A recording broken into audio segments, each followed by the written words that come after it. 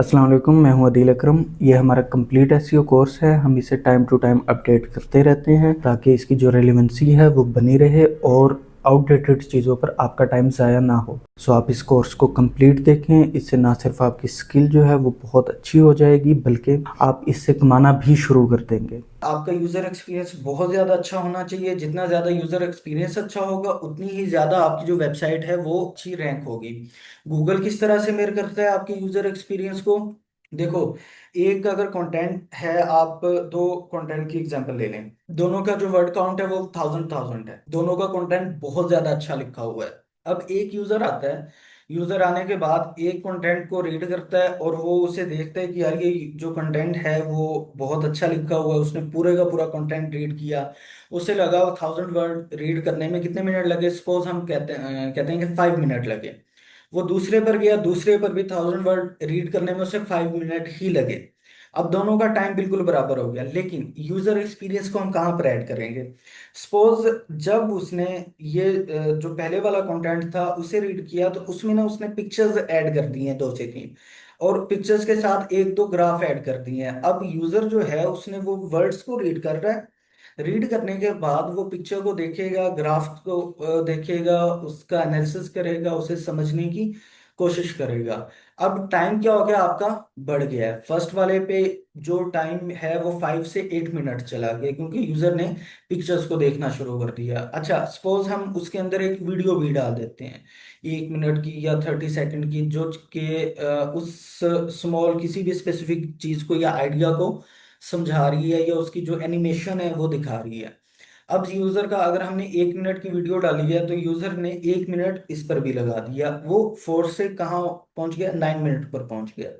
सो Google के पास इस तरह के बहुत से वेज होते हैं कि वो जस्ट ये देखते हैं, इसका इसे बोलते हैं ड्वेल टाइम, कि कोई भी यूजर का किसी पेज पर कितना टाइम स्पेंड करता है। सो जिस पेज का ड्वेल टाइम बहुत ज्यादा होगा उसका यूजर एक्सपीरियंस भी बहुत अच्छा होने वाला है। नंबर एक, वो अपने बैक एंड अपने एल्गोरिदम्स के जरिए, अपने बोट्स के जरिए से इन सब चीजों को जज कर रहा होता है।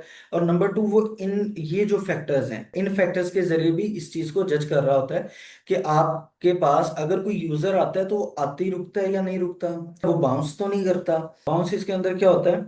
एक यूजर आया और आकर उसने किसी भी चीज को क्लिक नहीं किया, इसे बाउंस कंसिडर किया जाता है। जब आप ई कॉम के अंदर आते हैं तो ई कॉम में बाउंस जो है वो काफी इंपॉर्टेंट हो जाता है, बाउंस रेट। लेकिन जब आप यही चीज ब्लॉगिंग के अंदर आते हैं तो ब्लॉगिंग में थोड़ा सा कम कंसिडर होता है, क्योंकि इसे ओवरकम क्या चीज कर लेती है, आपका जो ड्वेल टाइम है वो ओवरकम कर देगा। क्योंकि ब्लॉकिंग के अंदर बहुत कम होता है कि हम क्लिकेबल आइटम्स रखते हैं। कभी कभी होगा कि हम रख देंगे उसके अंदर कोई बटन जो कि उसे आगे किसी उस पे ले जाए, वरना ये होता है कि यूजर आता है, उसने जस्ट कंटेंट को रीड किया और रीड करने के बाद वो वापस चला गया। इसके अलावा ना, हम जब भी कोई काम कर रहे होते हैं या हम कोई भी आर्टिकल देखते हैं, सो आपने भी ये चीज को गौर किया होगा कि आप आर्टिकल को पहले स्किम थ्रू करते हो, आर्टिकल को जस्ट स्क्रॉल करते हो कि देखते हो यार ये आर्टिकल रीडेबल है भी या नहीं, इसके अंदर हेडिंग्स कैसी दी हुई हैं।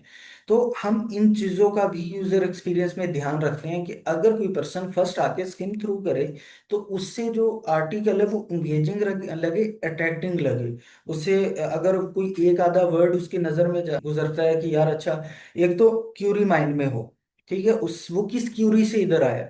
अगर वो एप्पल लिख कर आया तो आईफोन के मुतालिक ही उसे इंफॉर्मेशन देनी है। उसे क्लियर लिखा हुआ नजर आना चाहिए कि ये आईफोन के मुतालिक, यानी कि उस के ऊपर हम लिख देते हैं कि आईफोन स्पेक्स लिख देते हैं या डिवाइस स्पेक्स लिख देते हैं। इट मींस उसके जहन में ये चीज जाएगी, यार ये स्पेक्स के मुतालिक कंप्लीट डिटेल बता रहा है नीचे।